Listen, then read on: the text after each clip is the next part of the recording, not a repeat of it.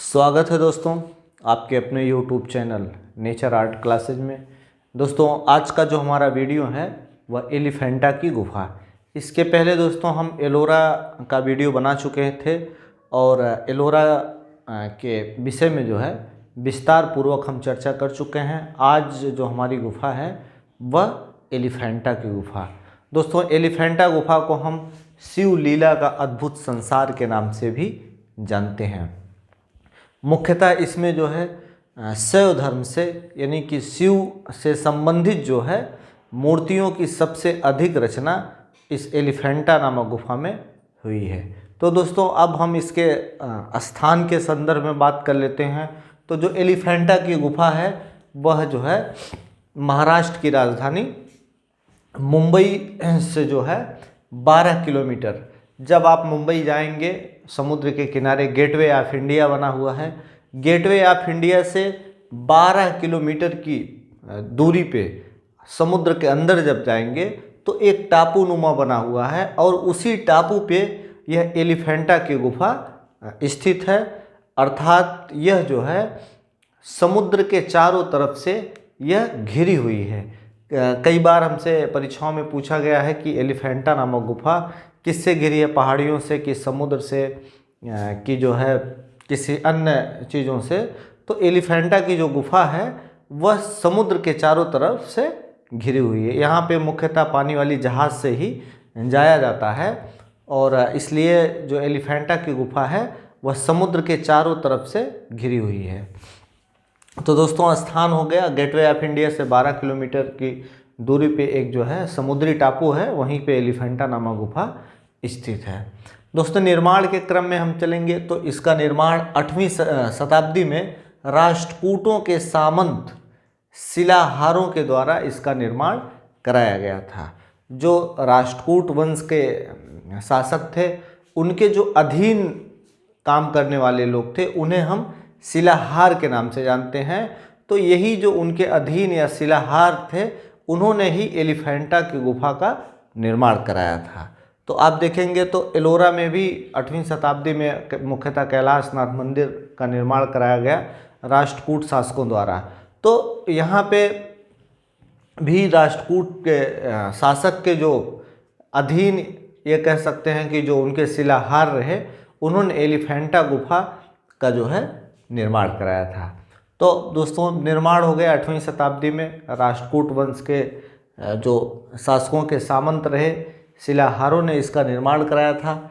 अगले क्रम में चलते हैं। एलिफेंटा त्रिमूर्ति के लिए प्रसिद्ध है जिसमें ब्रह्मा विष्णु व महेश का अंकन किया गया है। दोस्तों सबसे अधिक प्रश्न हमसे यहीं से पूछा जाता है कि एलिफेंटा किस लिए प्रसिद्ध है। तो दोस्तों एलिफेंटा जो है अपनी त्रिमूर्ति के लिए प्रसिद्ध है जिसमें ब्रह्मा विष्णु और महेश का जो है अंकन किया गया है। अर्थात ब्रह्मा विष्णु महेश की मूर्ति जो है बनाई गई है इस एलिफेंटा गुफा में, इसलिए जो है यह अपने त्रिमूर्ति के लिए विख्यात है। दोस्तों अब त्रिमूर्ति की जो मूर्ति है जो एकदम एक पीठ सटाए हुए मूर्ति को बनाया गया है, इसकी ऊंचाई 20 फीट अर्थात 6.1 मीटर की यह मूर्ति बनाई गई है। तो दोस्तों मूर्ति हो गया। अब नामकरण के संदर्भ में आते हैं। तो यहाँ एक जो समुद्री टापू था यहाँ पे एक बहुत विशाल खंड जो है हाथी दिखाई दे रहा था। तो इसी कारण जो पुर्तगाली लोग थे उन्होंने इसका जो है नामकरण एलिफेंटा के नाम से किया गया और उसी के तर्ज पे जो है आज भी इसे एलिफेंटा गुफा के नाम से हम जानते हैं। प्राचीन नाम आते हैं तो प्राचीन नाम इसका धारापुरी और धर्मपुरी है। अभी भी वहाँ के जो स्थानीय लोग हैं इसे धारापुरी के नाम से ही पुकारते हैं। तो इसका प्राचीन नाम हो गया धारापुरी या धर्मपुरी। और जो हाथी का खंड था जिसको पुर्तगालियों ने देखा था, बाद में उसको लाया गया विक्टोरिया गार्डन में, जो है विक्टोरिया गार्डन में इस मूर्ति को रखा गया। और जो कि वर्तमान समय में जो विक्टोरिया गार्डन का नाम है वीर माता जीजाबाई भोसले उद्यान और चिड़ियाघर, मतलब ये उद्यान है जिसमें एक चिड़ियाघर भी बनाया गया है। वहीं पे यह विशाल जो है मूर्तियों को हाथी के मूर्तियों को जो है रखा गया है। अब दोस्तों हम चलते हैं कि जो एलिफेंटा है, एलिफेंटा की प्रशंसा के संदर्भ में। जो एलिफेंटा के प्रशंसा रही, फ्रांसीसी मूर्तिकार यानी कि बहुत प्रसिद्ध मूर्तिकार हैं एक रोदा, जिसे हम रोडिन के नाम से भी जानते हैं। और इसकी प्रशंसा में उन्होंने कहा कि जो यह ब्रह्मा विष्णु महेश अर्थात सत्यम शिवम सुंदरम की जो मूर्ति बनाई गई है, यह जो है एक अपने आप में एक दर्शन है, एक अपने आप में एक सुंदरता का दर्शन पेश करता है।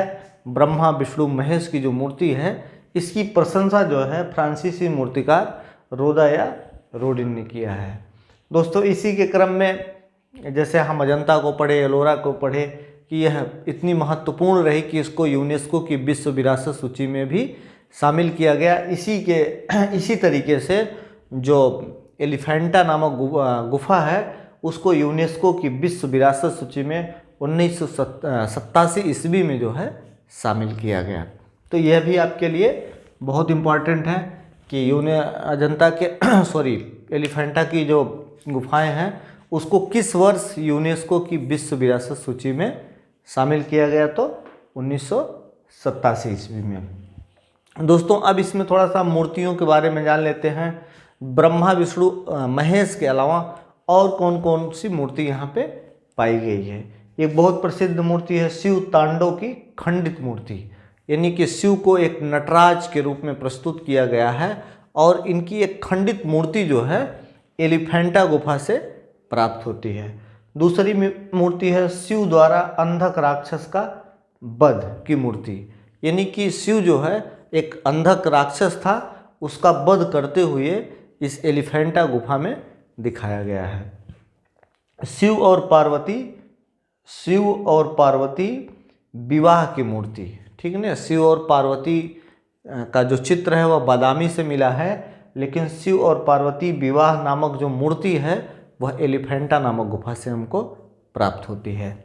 दोस्तों इसी क्रम में शिव गंगाधर रूप में एक बहुत फेमस मूर्ति है, यानी कि एक बहुत बड़ी विशाल मूर्ति बनाई गई है जिसमें जो है उनके बाल के जूड़े से जो है गंगा जी निकल रही है, इस मूर्ति में जो है दर्शाया गया है। इसीलिए इस मूर्ति को शिव गंगाधर रूप में कहा गया है। पांचवी मूर्ति पंचमुखी परमेश्वर के रूप में, अर्थात शिव को पंचमुखी परमेश्वर के रूप में भी एलिफेंटा में दर्शाया गया है। मुख्यतः एलिफेंटा जो रहा है अपने मूर्तिकला के लिए प्रसिद्ध रहा है। तो दोस्तों ये रहा हमारा आज का वीडियो एलिफेंटा की गुफा। फिर दोस्तों हम लोग मिलते हैं अगले वीडियो में। अगर वीडियो आपको अच्छा लगे, कोई सुझाव हो तो हमारे कमेंट बॉक्स में आप ज़रूर लिखें। बहुत बहुत धन्यवाद।